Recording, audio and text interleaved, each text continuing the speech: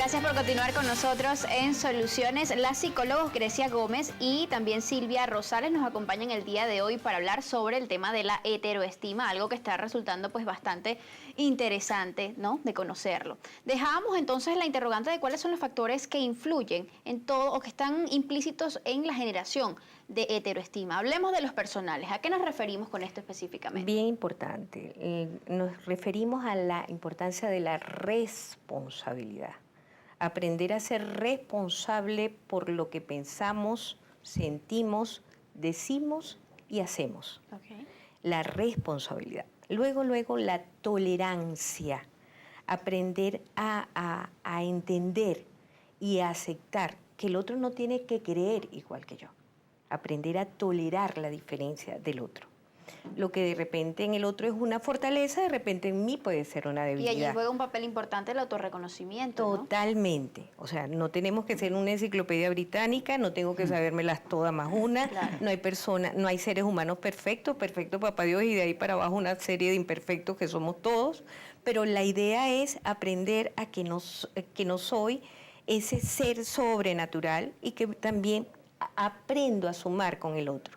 La responsabilidad, la tolerancia, la comunicación efectiva, el hecho de poder apoyar al otro. De saber escuchar. Aprender a escuchar. Fíjate que de una manera, papá Dios ha sido tan sabio que nos puso una sola boca y dos orejas para que habláramos menos y escucháramos más, y es lo menos que hacemos.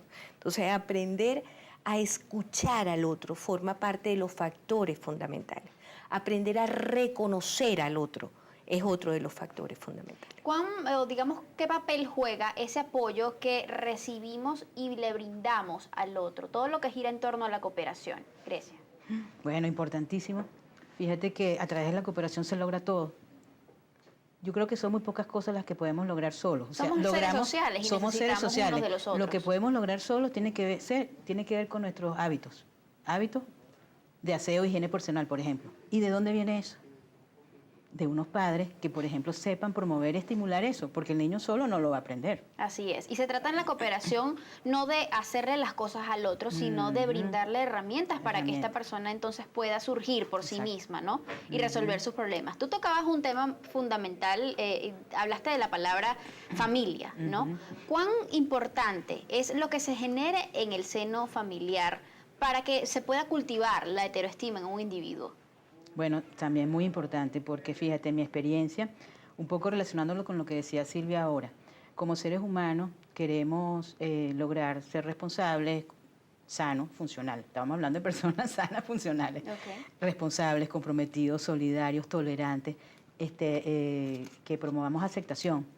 Y eso se aprende en la casa. Eso se aprende en la familia. ¿Qué condiciones pudieran, Grecia, tú que eres especialista en esta área de familia, limitar la heteroestima a nivel familiar?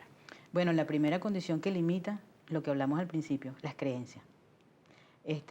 Padres que están en continua revisión de sus creencias, que en principio tienen que comenzar como hijos, verse como hijos desde su proceso de vida, están más, yo diría que más listos, más dispuestos para poder promover esa, vamos a decir, estar abiertos, porque nuestros hijos, seguramente, yo diría que el 99,9% de los casos no van a pensarse igual que nosotros. Claro. Quizás cuando son pequeños se alinean mucho con los padres, pero a medida que van creciendo, lo normal y el desarrollo evolutivo sano es que los niños tengan sus propias ideas, sus propios pensamientos, su propia manera de ver las cosas, se van poniendo sus propios lentes y van visualizando y percibiendo cómo ven la vida. Y unos padres abiertos a chequear esas creencias que yo tuve de niño, y ahora cuando estoy en mi papel de padre o rol de madre, ¿cómo puedo abrirme a ver cómo piensa mi hijo? Es una de las cosas más importantes, porque la mayoría de las veces se dedica mucho a decirles lo que tienen que pensar, a decirles lo que tienen que sentir inclusive, y a decirles lo que tienen que hacer. Y entonces yo veo hoy en día, oye, con mucho impacto positivo, cómo nuestros niños cada vez es más pequeños, en edades como más precoces. O sea, uno antes a lo mejor tenía que esperar que tuvieran 10 años, 12 años para decirme lo que piensa o cómo piensa. Pero ahora 5, 6, 7, hasta 3 añitos. Tú puedes hablar con un bebé que está empezando a hablar prácticamente a los 3 añitos y te dice, yo no creo que eso es así. ¿Y se está estimulando, digamos, en consecuencia, la heteroestima en esta sociedad? ¿En el seno familiar al menos? Bueno, ¿Pudiera dársele esa lectura? Como te dije antes, si hay un buen nivel de conciencia en los padres, eso se estimula. Okay. Porque cada vez que cuando el niño comienza a integrarse en su mundo, que es la escuela, que es el preescolar, que es la guardería, él empieza a traer, a alimentar, como digo, a la familia de sus propias vivencias. Y ahí también empieza, si hay nivel de conciencia de los padres, cómo está integrándose, relacionando. Muchas veces no sé, digamos, no le dan tanta importancia a eso porque son chiquitos. Y a veces eso desde allí comienza también, se puede comenzar a evaluar. Así es. ¿Cuán importante ya entonces es, para resumir, el cultivo de la heteroestima en el seno de la familia, Silvia? Es fundamental, es fundamental. La familia es el laboratorio, como decía anteriormente Grecia, es el laboratorio de la formación del ser humano. En la medida que nosotros modelamos, nosotros los seres humanos y los padres modelamos conductas a seguir. Nosotros aprendemos más de lo que vemos hacer que de lo que nos dicen que hagamos. Okay. Dependiendo cómo sea ese modelaje como padres, cómo somos como familia, cómo somos como hermanos, o cómo somos como vecinos, estamos modelando conductas que luego ese niño va a reproducir en su colegio, en el preescolar, en la guardería, donde esté, porque es el modelo a seguir. Por eso es tan importante cuando nos llevan, van las familias a la consulta, primero vemos a los padres, no es que primero vemos a los hijos, porque dependiendo cómo sean los padres, esa es la relación que se va a dar con los hijos. Y dependiendo de esa relación con los hijos, así va a ser esa relación en el colegio, en la comunidad, donde se vayan en el país como está. Ahora bien, en cuanto al ámbito laboral, ¿qué factores pudieran reducir nuestra heteroestima en ese sector, en ese nivel? Bueno, yo diría que en el ámbito laboral los niveles supervisorios tienen mucha responsabilidad, como en paralelo vemos con los padres. Okay. Porque cuando un muchacho, muchacha o cualquier persona adulta va a encontrar trabajo, en los niveles supervisorios tienen que estar muy atentos a cómo se crea, cómo está, vamos a decir, ese clima emocional, ese clima de comunicación, ese clima para poder promover la pertenencia y la necesidad de pertenencia que cualquier ser humano va a necesitar al entrar a un grupo laboral. Así es. Y entonces, si partimos de esos factores, hay una gran responsabilidad ahí.